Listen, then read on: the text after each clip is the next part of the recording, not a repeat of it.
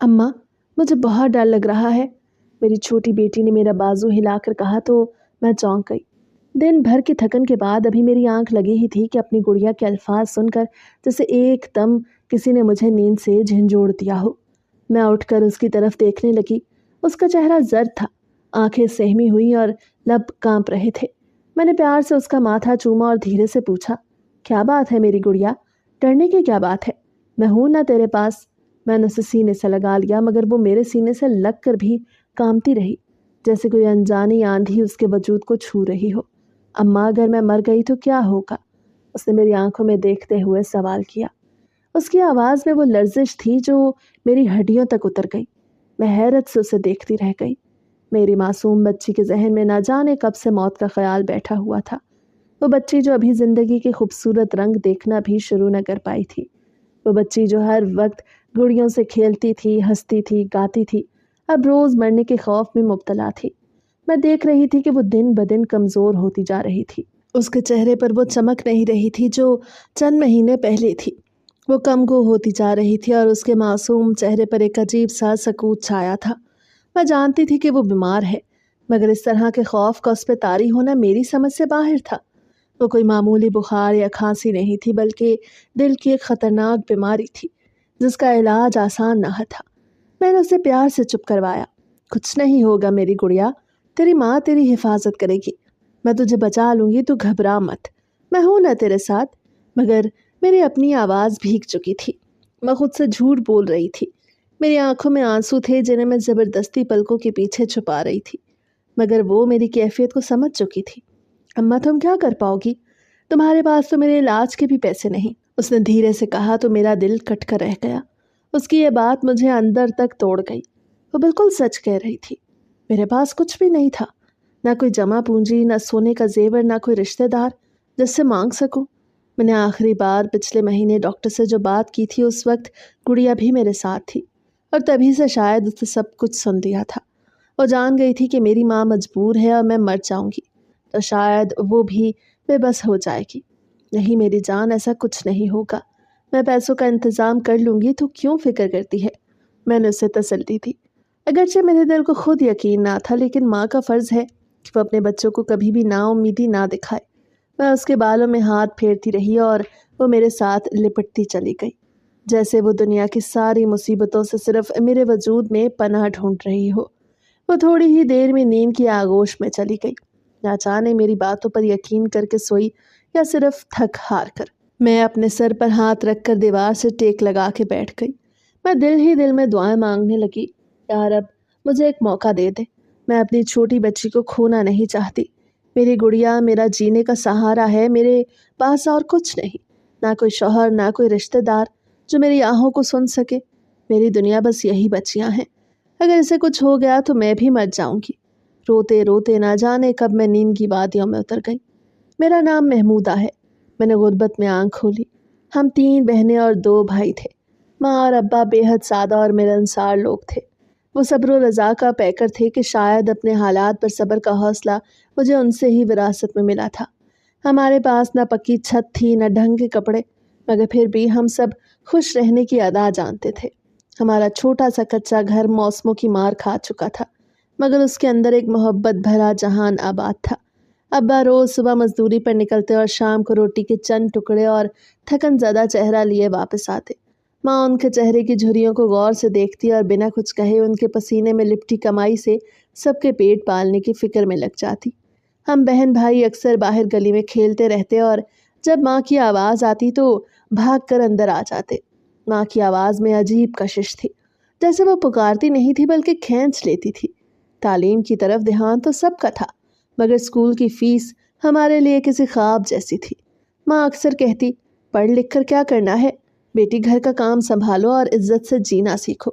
मगर मैंने हमेशा दिल ही दिल में चाहा कि कुछ बनूं, कुछ ऐसा कि जिससे माँ और अब्बा का नाम रोशन हो सके। लेकिन वक्त ने मुझे संवारने के बजाय आजमाइशों में धकेल दिया। मैं बड़ी हुई तो हालात मजीद सख्त होते गए। माँ की कमर झुक गई और अब्बा की बिनाई कमज़ोर हो गई। मैं घर में सबसे छोटी थी। मेरी पैदाइश के बाद माँ की तबीयत बहुत कमज़ोर रहने लगी, इसलिए वह अक्सर मुझे गोद में लिए सारी दुनिया के काम निपटा देती। मेरे लिए उनकी गोद ही पूरी दुनिया थी। जब कभी वो बाहर मोहल्ले में काम से जाती तो मुझे साथ लिए फिरती, जैसे कोई कीमती चीज़ हो जिसे नज़रों से ओझल ना होने देना हो। मेरे दोनों भाई मेहनती थे, लेकिन तालीम का सिलसिला वो भी मुकम्मल न कर पाए। गुर्बत ने जैसे सबके ख्वाब छीन रखे थे। मेरी दोनों बहनें मुझसे बड़ी थीं और माँ और अब्बा ने बड़ी मुश्किल से उनकी शादियाँ की थी। बड़ी बहन रज़िया की शादी एक तरखान के बेटे से हुई जो खुद भी लकड़ी का काम जानता था और बस गुजारा चल जाता था। माँ ने अपनी 2 बालियाँ बेच उसका जहेज बनाया और खुशी खुशी रुखसत किया। मगर रज़िया की सास बहुत सख्त थी। कुछ अरसा बाद पता चला कि वो रोज़ उस पर जुल्म करती है। माँ तड़पती मगर क्या ही कर सकती थी। दूसरी बहन नाहिद की शादी ज़रा बेहतर घर में हुई, लेकिन ससुराल वाले हिसाब किताब के पक्के थे और जहेज को लेके बार बार ताने देते। माँ कई बार उसके आंसू छुपाते छुपाते खुद भी छुप कर रोती। अब्बा चुपचाप दरवाजे के बाहर बैठ जाते, जैसे बेटियों के सितम उन्हें अंदर से खा रहे हों। अक्सर कहते, ये बेटियों का नसीब है, हम बस अच्छा सोच सकते हैं, दे कुछ नहीं सकते। मेरे दोनों भाई मजदूरी करते। बड़ा भाई सलीम एक फैक्ट्री में काम करता, छोटा भाई जावेद दिन भर ठेलों पर सामान ढोकर लाता। उन दोनों ने अम्मा अब्बा का सहारा बनने की हर मुमकिन कोशिश की, मगर जिंदगी की सख्तियां उनकी हड्डियों में उतरी हुई थी। वो भी घर चलाने के लिए खुद को घसीट रहे थे। मैं सबको देखती सुनती और अंदर ही अंदर एक अजीब सी घबराहट महसूस करती। ना जाने मुझे क्यों लगता कि मेरी किस्मत भी इन्हीं राहों पर चलेगी जहाँ ख्वाब बिखरते हैं और आंखों में नमी ही नमी रह जाती है। अम्मा को मेरी फिक्र थी। वो अक्सर कहती, अल्लाह करे तुझे कोई अच्छा नसीब वाला मिले जो तुझे राजों की तरह रखे। मैं मुस्कुरा देती, क्योंकि मुझे मालूम था कि माँ ने जो बेटियों के लिए ख्वाब देखे वो खुद उनकी ही आंखों में दफन हो गए। भाइयों की शादियां भी अम्मा अब्बा ने जैसे तैसे निपटा दी। दोनों की दुल्हनें अलग मिजाज की थी और उनकी आमद के बाद घर का माहौल यकसर बदल गया। कभी जो घर हंसी और कहकहों से गूंजता था, वहाँ अब हर बात पर तनाव और बेचैनी छा गई। बड़ी भाभी खुद को सबसे बरतर समझती और अम्मा अब्बा से बात करते वक्त अक्सर लहजा ऊंचा कर लेती। छोटी भाभी दिखावे में नरम थी, लेकिन जुबान ऐसी रखती कि दिल चीर देती। लेकिन दोनों भाभियां आपस में भी कम ही बोलती, और जब कभी उनके झगड़े होते तो अम्मा के चेहरों पर बरसों की थकन और दुख साफ झलकने लगते। भाई दिन भर काम करके आते तो बीवियां उनके कान भरती।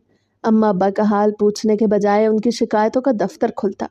अब्बा का चेहरा धीरे धीरे बुझने लगा। और जो कभी शाम को सब बच्चों के साथ बैठकर बातें करते, अब अक्सर तन्हा आंगन के कोने में बैठे आसमान को तकते रहते, जैसे कुछ ढूंढ रहे हों, जैसे वक्त के हाथों शिकस्त मान चुके हों। अम्मा की कमर और भी झुक गई और हाथों की हड्डियां अब रोटी गूंदते वक्त दर्द से कपकपाने लगती, मगर जुबान पर कोई शिकवा ना था। मैं ये सब देखती सुनती और अंदर ही अंदर टूटने लगती। अब वो घर जो कभी मोहब्बतों का गहवारा था, अब जैसे खाली खौल बन चुका था। हर कोई अपने आप में मसरूफ था। दिल जीतने की जगह अब दिल तोड़ने का चलन था। अम्मा अब्बा मुझसे लिपट कर रोते तो मैं उनके आंसू अपनी हथेली से साफ करती और ख़ुद को बहुत छोटा महसूस करती कि कुछ कर ही नहीं पाती थी मैं। अम्मा अब्बा को मेरी शादी की फिक्र थी। वो जानते थे कि घर का माहौल अब पहले जैसा नहीं। भाइयों की शादियां हो चुकी थीं और उनकी बीवियां अलग मिजाज की थीं। घर के कोने खुदरे में रहती। मैं जो माँ की छाँव और अब्बा के साए में पली बड़ी थी, अब गैर महसूस तरीके से बोझ समझी जाने लगी थी। मुझे खुद पर कभी कोई घमंड नहीं रहा। मैं वैसे तो कुछ खास न थी, शक्ल सूरत आम सी, सलीका वही जो एक मशरकी लड़की को विरासत में मिलता है, मगर दिल शायद सोने का बना था। हर एक के काम आना, मुस्कुरा कर बर्दाश्त करना, अपने हक की भी परवाह न करना, शायद यही मेरे नसीब में लिखा था। अब्बा अक्सर कहते, महमूदा तू हमारी सबसे छोटी बेटी है, पर सबसे ज़्यादा समझदार भी।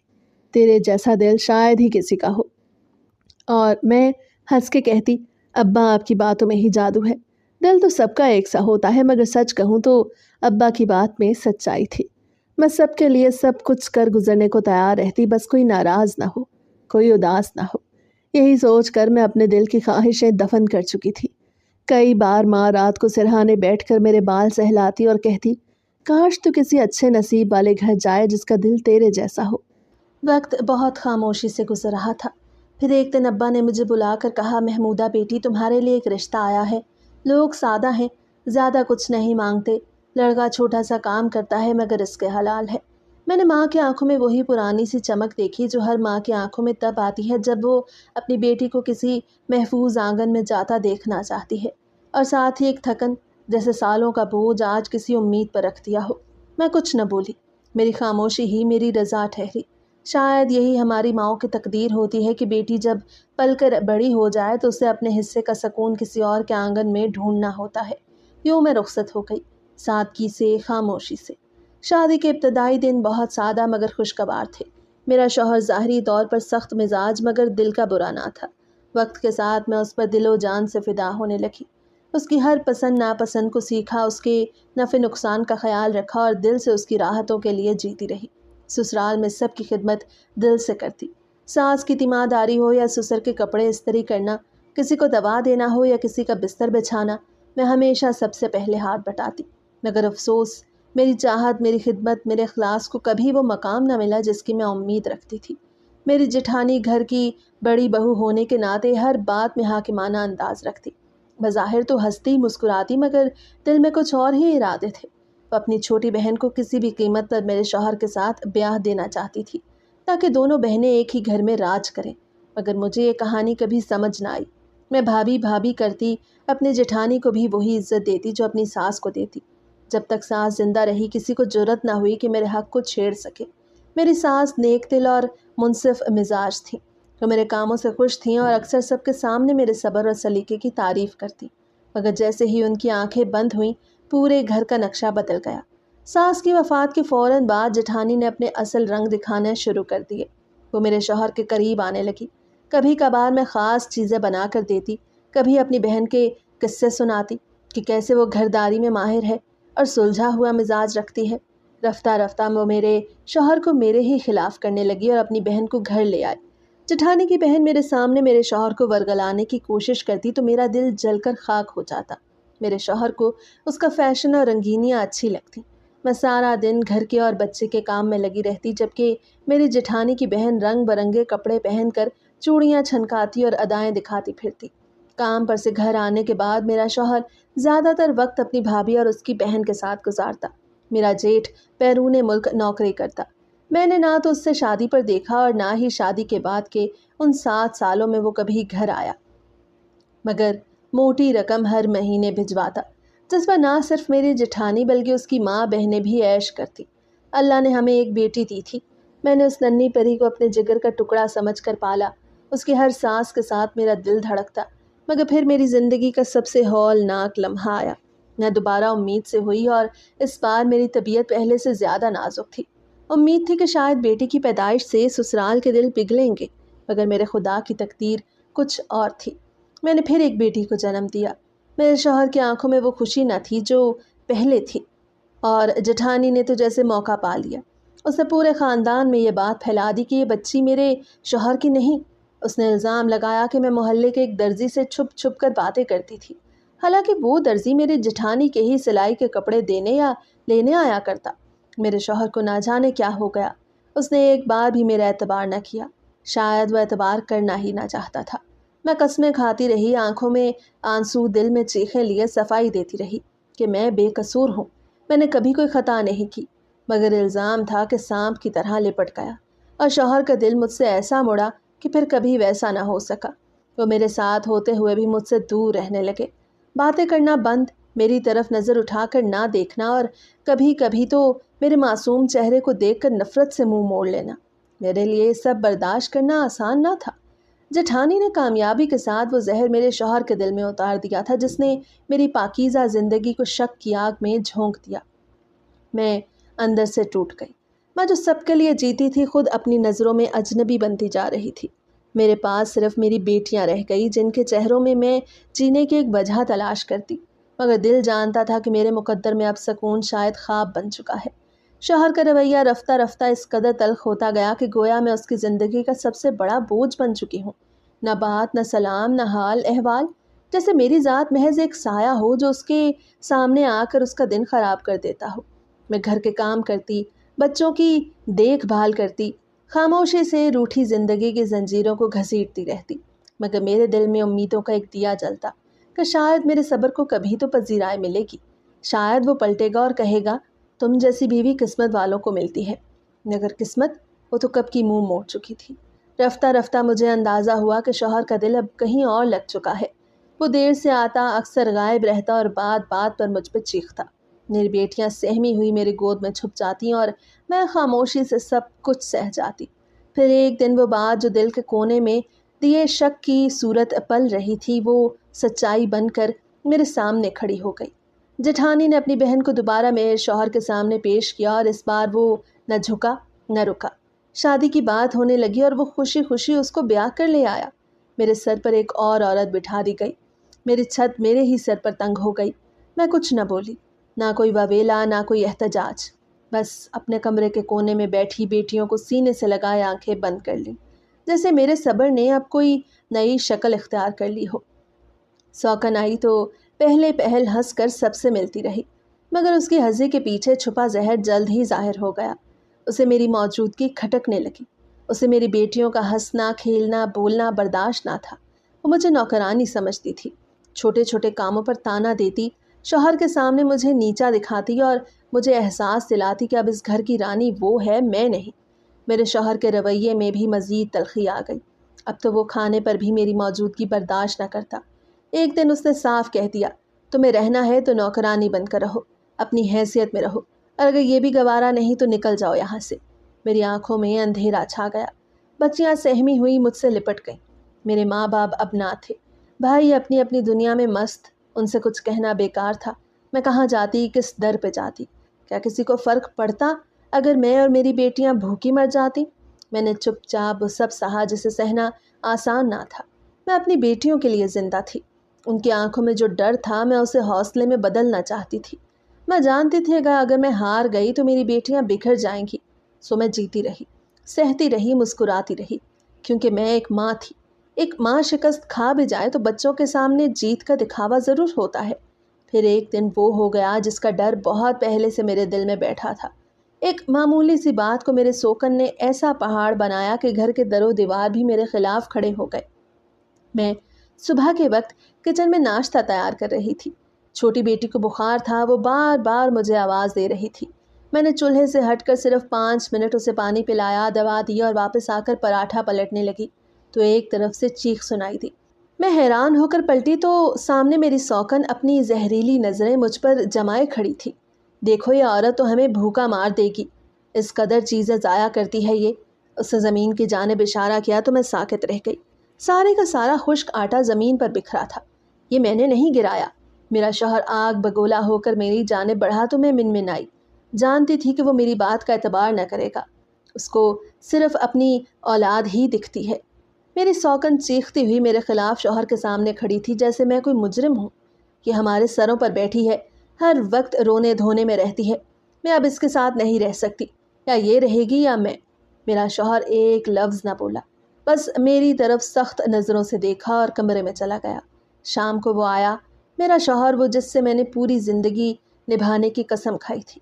उसे सामने आकर सिर्फ इतना कहा, चली जाओ यहाँ से, बहुत हो गया, अब तुम्हारे लिए इस घर में कोई जगह नहीं। मैं सख्ते में आ गई। मेरी सांसें रुकने लगीं। बेटियां मेरे कपड़ों को पकड़कर सहम गईं। कहाँ जाऊं? किसके दर पर जाऊं?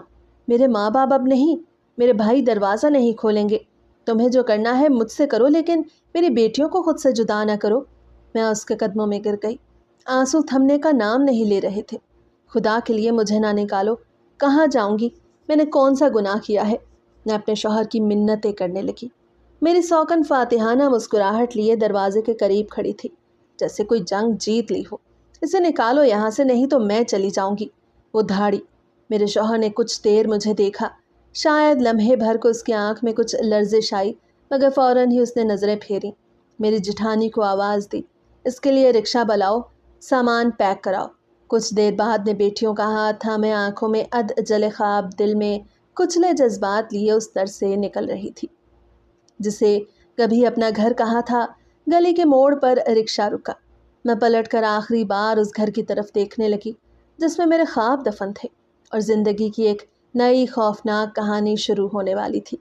भाइयों ने वही किया जिसकी मुझे पहले से उम्मीद थी। न सहारे का वादा, न बेटियों के लिए रात की छत, बल्कि उल्टा ताना ये दिया कि किसी और की बच्ची को शौहर का नाम दे गई तो यही अंजाम होता है। मेरी समाज जैसे बंद हो गई। دل جیسے دھڑکنا بھول گیا۔ کیا یہی وہ بھائی تھے جن کے لیے اماں ابا نے دن رات ایک کر کے شادیاں کی تھیں؟ میں بے آواز روتی رہی، اندر ہی اندر ٹوٹتی رہی۔ جتنی جلدی ہو سکے اپنا انتظام کرو، ہم خود بہت مشکل سے زندگی گزار رہے ہیں، تمہارا بوجھ نہیں اٹھا سکتے۔ بھائیوں کے صاف انکار کے بعد جیسے دروازے بند ہوتے چلے گئے۔ میں تو بس ایک بوجھ تھی اور بوجھ کو کبھی گلے نہیں لگایا جاتا۔ میری حالت سن کر بھابھیاں ایک دوسرے سے سرگوشی میں کہتی، اب ہم پر آ پڑی ہے یہ مصیبت، جیسے ہم ہی کچھ کم پریشان تھیں۔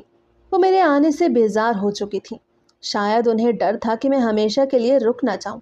ان کے ہنستے بستے گھروں میں میری تکلیف ایک نحوست بن کر چھا گئی۔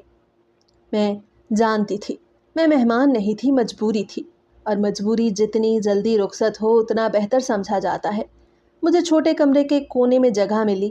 بچیاں میرے ساتھ تھیں مگر ان کی نیند اب پہلے جیسی نہ رہی۔ روز کچھ نہ کچھ سننے کو ملتا، کبھی بچیوں کے شور پر ٹوکا جاتا تو کبھی میری زندگی کی بربادی کا تانا سننے کو ملتا۔ میری خاموشی اب لوگوں کو چبھنے لگی۔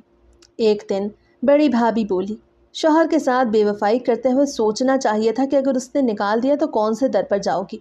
میرے ضبط کا پیمانہ لبریز ہو چکا تھا۔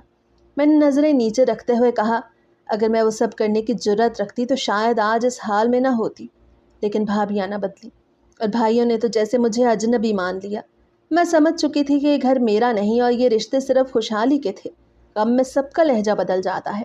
آخر کار میں اپنی بچیوں کو سینے سے لگا کر بہن کے دروازے پر پہنچی۔ اس نے میری حالت دیکھی تو اسے کچھ کہنے کی ضرورت نہ رہی۔ اس نے خاموشی سے دروازہ کھولا اور مجھے اندر آنے دیا، لیکن وہ خود بھی ایک تنگ دستی کی زندگی گزار رہی تھی۔ نہ اس کے پاس میرے لیے بستر تھا، نہ سکون کی کوئی گنجائش۔ میں نہ چاہتی تھی کہ میری موجودگی اس کے گھر میں بوجھ بنے، مگر اور کہاں جاتی، یہی ایک سہارا بچا تھا۔ وہ مجھے روتا دیکھ نہ سکی، اس کا دل ہمدردی سے بھرا ہوا تھا۔ تو یہاں رہ آرام سے، جتنا ہو سکا تیرا ساتھ دوں گی۔ اس کے چھت کے نیچے تو جگہ ملی، لیکن وہ چھت بہت کمزور تھی اور وقت کے تیز جھونکوں سے لرزنے لگی۔ میری بیٹیاں تنگ کمرے میں سمٹ کر سونے لگیں۔ میں ہر دن چھوٹی کی سانسوں کو گنتی اور بڑی کی آنکھوں میں سوال ڈھونڈتی رہتی، مگر اصل آزمائش تو ابھی باقی تھی۔ میرا بہنوئی، ابتدا میں وہ مجھے نظر انداز کرتا رہا، مگر جیسے جیسے دن گزرے اس کی نظروں کا زاویہ بدلنے لگا۔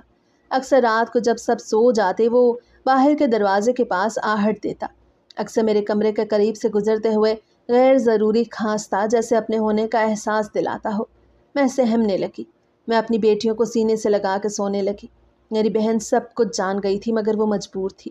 اس کی آنکھوں میں مجھے اپنی بے بسی صاف دکھائی دیتی تھی۔ میرے بہنوئی کی حرکات حد سے بڑھنے لگی تو مجھے وہ درد چھوڑنا پڑا۔ میں نہیں چاہتی تھی کہ میری وجہ سے میری بہن کا گھر برباد ہو۔ ایک دن فجر کے وقت میں اپنی دونوں بیٹیوں کو لیے چپ چاپ بہن کے دروازے سے اپنے خدا سے آس لگائے اپنی تقدیر کا رخ موڑنے نکل پڑی۔ ذہن میں ایک ہی چہرہ گردش کر رہا تھا، شفیقہ، میری پرانی سہیلی جو بچپن کی ہمراز تھی اور جس سے برسوں رابطہ نہیں ہو رہا تھا۔ میں اسے ڈھونڈتے ڈھونڈتے ایک بوسیدہ سی گلی میں پہنچ گئی۔ دروازے پر دستک دی تو ایک پل کو خاموشی چھا گئی، پھر دروازہ کھلا اور شفیقہ میری حالت دیکھ کر ہکا بکا رہ گئی۔ وہ کچھ لمحے خاموش رہی، پھر میری پیشانی سے پسینہ پونچھتے ہوئے بولی، محمودہ، یہ کیا حال کر لیا تو نے؟ میں اس کے گلے لگ کر پھوٹ پھوٹ کر رونے لگی۔ برسوں کا بوجھ شاید ایک ہی لمحے میں بہہ گیا۔ شفیقہ نے مجھے گھر کے اندر لے لیا۔ میں بچیوں کو پانی پلایا، خود اپنے ہاتھوں سے روٹی پکا کر کھلائی۔ اس کے آنکھوں میں ہمدردی تھی، محبت تھی، اور وہی سچا رشتہ تھا جو دکھ میں ساتھ دیتا ہے۔ اگلے دن اس نے میرے لیے ایک چھوٹے سے کمرے کی تلاش شروع کی۔ ہم نے بہت سادہ بوسیدہ سا مگر محفوظ سا ایک کمرہ کرائے پر لیا۔ دروازہ تھا، چھت تھی، دیواریں تھیں، اور میرے لیے وہی بہت تھا۔ اسی شفیقہ نے ہی مجھے چند گھروں میں کام دلوایا، کسی کے ہاں صفائی، کسی کے ہاں برتن، کسی کے ہاں کپڑے دھونا۔ میں اپنی بچیوں کو شفیقہ کے پاس چھوڑ جاتی، دن بھر کام کرتی اور شام کو اپنی بیٹیوں کے چہروں پر مسکراہٹ دیکھ کر خود کو زندہ محسوس کرتی۔ پیٹ بھر کر کھانا کھانا ہوتا مگر دعائیں بھرپور ہوتی۔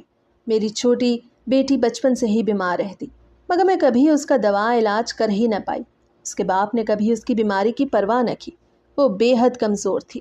میری گود میں سوتے ہوئے اس کا چہرہ جیسے مجھے بتاتا کہ وہ مجھ پر بھروسہ کرتی ہے۔ میں رات کو شکر ادا کرتی، کم از کم ایک چھت تو تھی، ایک آسرا تھا، اور ہاں، میری سہیلی کی وہ خاموش مدد جو میری زندگی میں ایک چراغ بن کے چل رہی تھی۔ اگر کہیں ٹھہری تو اسی وجہ سے کہ میری بچیوں نے مجھے کمزور نہیں دیکھا۔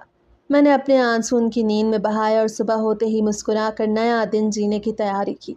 میں نے زندگی سے کبھی بڑی خواہشیں نہیں کی، صرف 2 وقت کی روٹی، سر پر چھت اور اپنی بیٹیوں کی ہنسی کافی لگتی۔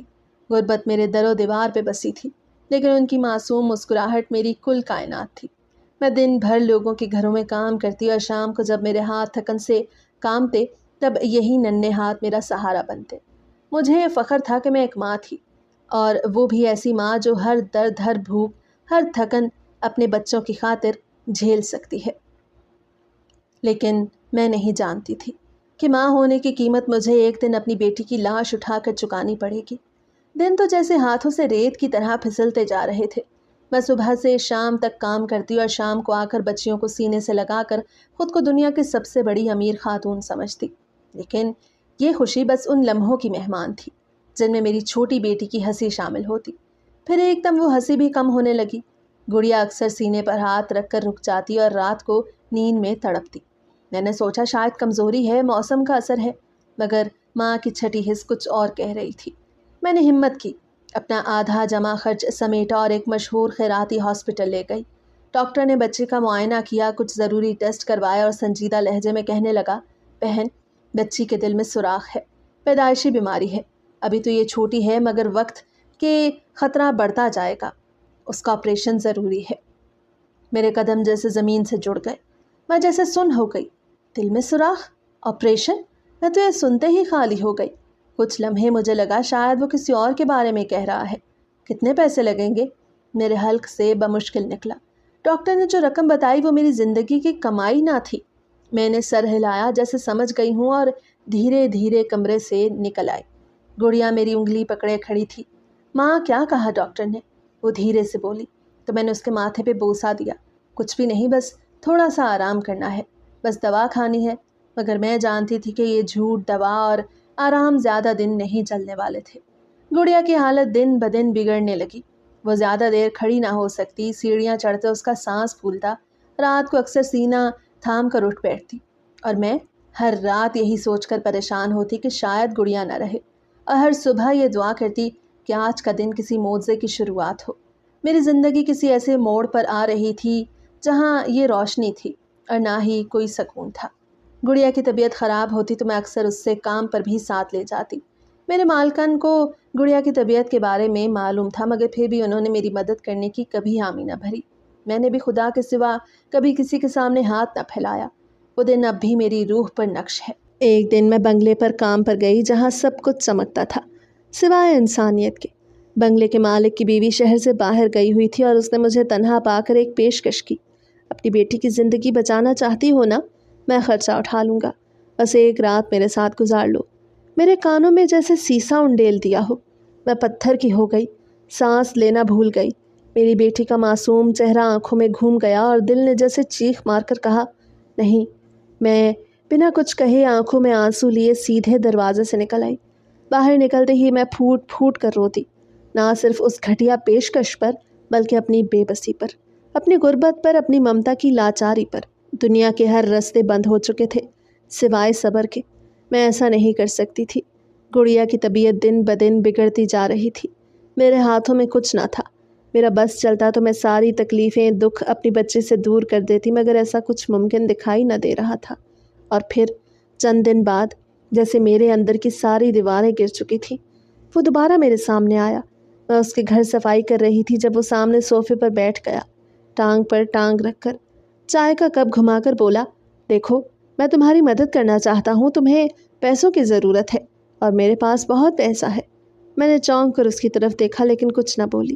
وہ آگے جھک کر بولا، بس ایک رات اپنی بڑی بیٹی کو میرے پاس چھوڑ دو، میں تمہاری چھوٹی بیٹی کے آپریشن کے سارے پیسے دے دوں گا۔ میرا دماغ سن ہو گیا، ایسا لگا جیسے کسی نے میرے سینے پر پتھر رکھ دیا ہو۔ میں گھبرا کر کھڑی ہوئی، کچھ کہنے کی کوشش کی مگر آواز گلے میں اٹک گئی۔ سوچ لو ورنہ بہت دیر ہو جائے گی، تمہارے پاس اور کوئی راستہ نہیں۔ وہ بولا تو میں اس کے گھر سے بھاگ کر نکلی۔ سارا دن روتی رہی، گڑیا کے چہرے کو دیکھتی رہی جو اب دن بدن کمزور ہوتی جا رہی تھی۔ اس کی سانسیں پھولتی تھیں۔ وہ آدھی رات کو اٹھ کر میرا ہاتھ پکڑتی، ماں مجھے بچا لو، اور پھر میری ممتا ہار گئی، میرا ضمیر ہار گیا۔ میں مجبور ہو گئی۔ وہ رات میرے مقدر کا وہ سیاہ باب تھی جس کا کوئی صفحہ صاف نہیں۔ میں نے اپنی بیٹی کو اس کے پاس چھوڑ دیا، صرف ایک رات کے لیے، صرف اس کی بہن کی زندگی بچانے کے لیے۔ میں بے بسی کے اندھیرے میں ڈوبی اس کی دہلیز پر گئی، صرف ایک رات کے لیے اپنی بیٹی کو اس کے حوالے کیا، دل میں یہ سوچ کر کہ شاید چھوٹی بیٹی کی زندگی بچ جائے۔ مگر صبح جب میں اس بنگلے پر پہنچی تو دروازے کے باہر ایک سفید چادر میں لپٹی لاش رکھی تھی۔ میں چیخ پڑی، میری روح کانپ گئی، میرے پیروں تلے زمین نکل گئی۔ تمہاری بیٹی مر گئی، وہ بولا تو میں ساکت رہ گئی۔ یہ لو کچھ رقم، وہ میرے سامنے لفافہ لہرا کر بولا تو میں نے فوراً لفافے کے اس پیکٹ کو دیکھا۔ تو ایک بیٹی کو بچانے کے لیے میں نے دوسری بیٹی کی زندگی کی قیمت لگا دی تھی۔ میں نے اپنی بڑی بیٹی کی لاش کو سینے سے لگایا۔ میں بڑی مشکل سے سانس لیتی گھر پہنچی۔ جیسے ہی اندر آئی میری نظر چھوٹی پر پڑی تو حیران رہ گئی۔ وہ خوشی سے چمک رہی تھی اور جیسے میری منتظر تھی۔ وہ بھاگتی ہوئی میری طرف آئی اور بولی، اماں دیکھو یہ میری نئی چیزیں کیسی ہیں۔ اس کے ہاتھوں میں رنگ برنگی پونیاں اور کئی چھوٹے پیکٹ تھے۔ میں صدمے سے دو چار تھی، مجھے کچھ سمجھ نہیں آ رہا تھا یہ سب کہاں سے آیا، کیسے آیا۔ میں تو ابھی اپنی بڑی بیٹی کی موت کا دکھ سہ رہی تھی۔ آپ ہی کو کیا ہوا ماں؟ اس کی معصوم آواز پر میری آنکھوں سے آنسو بہنے لگے۔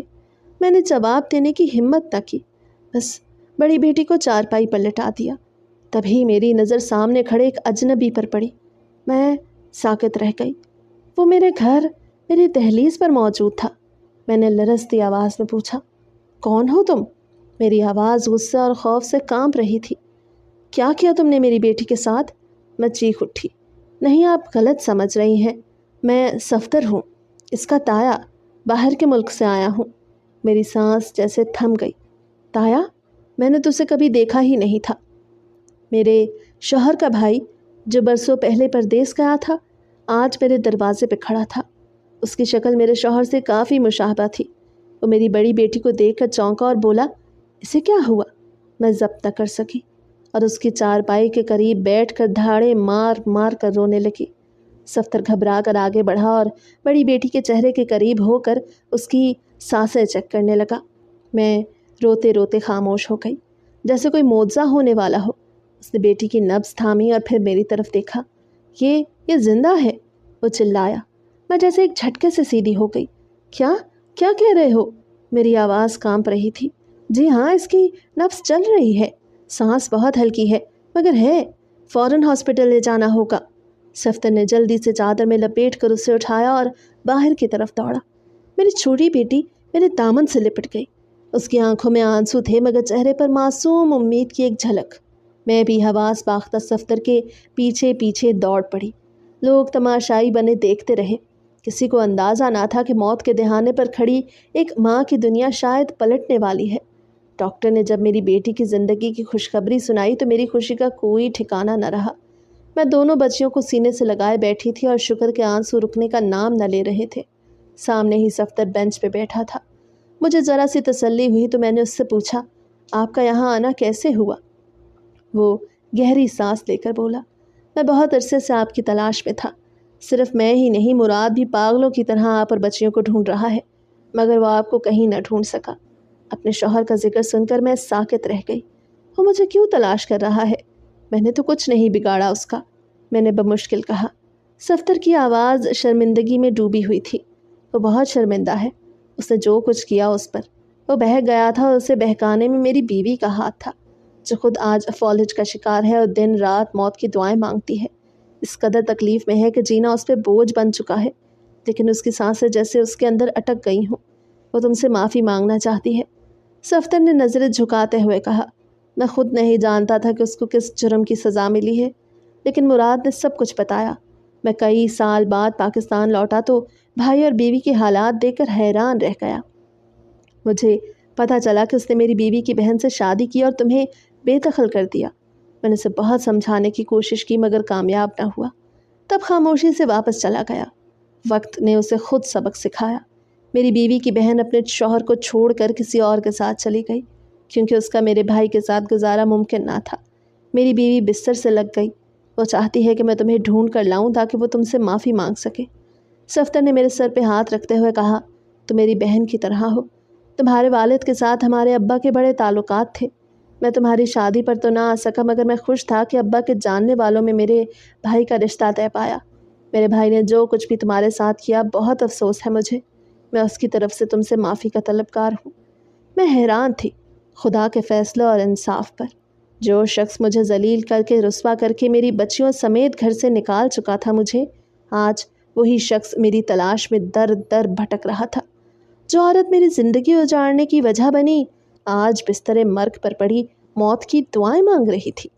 میں گم سم بیٹھی، کبھی اپنی بیٹیوں کو دیکھتی، کبھی صفدر کو، اور کبھی اوپر کی طرف نظریں اٹھا کر خاموشی سے رب کے نظام پر حیرت کرتی۔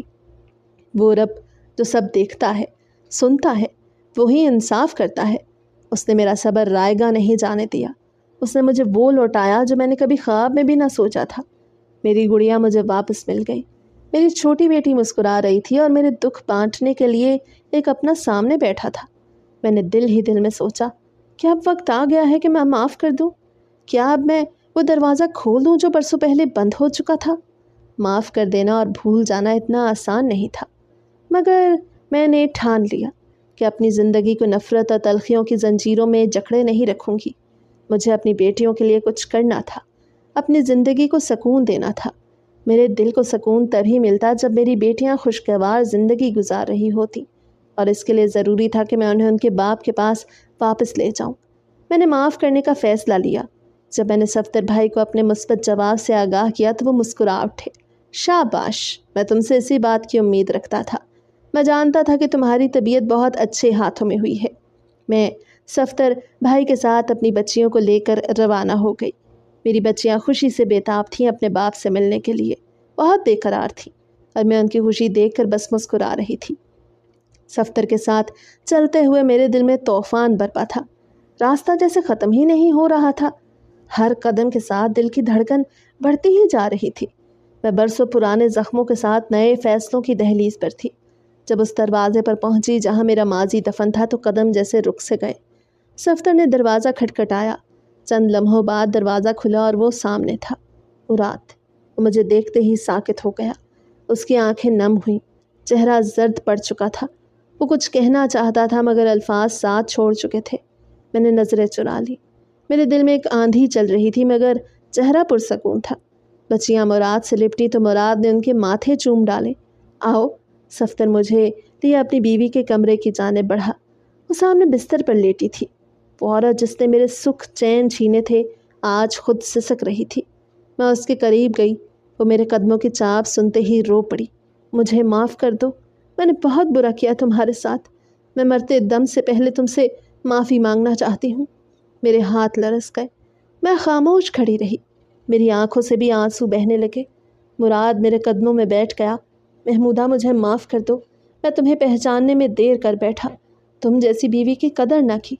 میرے پاس تمہیں دینے کو کچھ نہیں، صرف شرمندگی ہے اور توبہ۔ میں نے خاموشی سے اپنی بچیوں کی طرف دیکھا۔ وہ دروازے پر کھڑی تھی۔ ان کے چہروں پر جو سکون تھا وہ میں نے اتنے سالوں میں نہ دیکھا تھا۔ انہیں کبھی بھرپور خوشی نہ دے پائی جو ان کے باپ کے ساتھ میں میسر تھی۔ میں تمہیں معاف کرتی ہوں، تمہیں بھی اور اسے بھی۔ میں نے ان دونوں کو صدقے دل سے معاف کر دیا۔ میری جٹھانی کی موت اگلے دن ہی ہو گئی۔ اس کی سانسیں میری معافی میں ہی اٹکی تھیں۔ اس کی موت پر میں بے حد غمزدہ تھی اور مجھے اندازہ تھا کہ اس نے زندگی میں جو غلطیاں کیں اس کا بوجھ اس کے دل و دماغ پر بہت تھا۔ میرا شوہر مجھے بار بار دیکھتا، مجھ سے معافی مانگتا۔ دل تو نہ چاہتا کہ میں اس گھر میں رہوں مگر اپنی بچیوں کی خاطر مجھے یہ کڑوا گھونٹ ضرور پینا پڑا تھا۔ میری بچیاں یہاں آ کر بے حد خوش تھیں۔ وہ گھر میں گھوم پھر کر ہر کمرے کا جائزہ لے چکی تھیں۔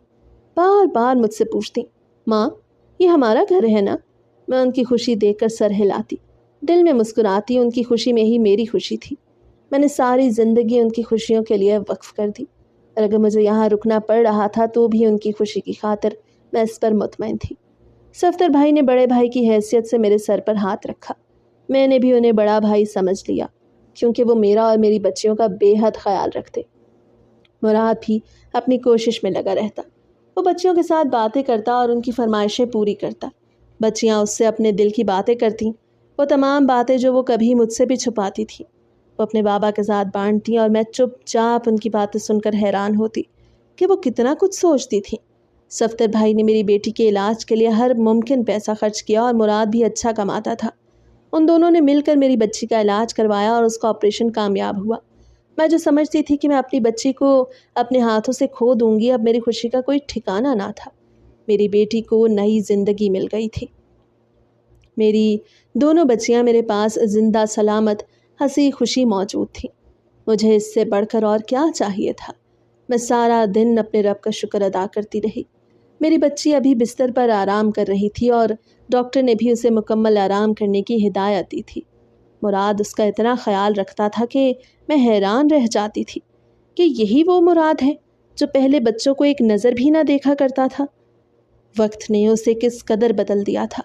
میں خوش تھی کہ میری بچیوں کو اب اپنے باپ کی محبت اور لاڈ ملا تھا جو پہلے کبھی ان کے حصے میں نہ آیا۔ وہ حق جو ان سے چھین لیا گیا اب انہیں واپس مل گیا۔ میں مطمئن تھی کہ میری بیٹیاں اب خوش ہیں اور وہ اپنے حق کی زندگی گزار رہی ہیں۔ میرے رب نے مجھے میرے صبر اور شکر ادا کرنے کا انعام دیا تھا۔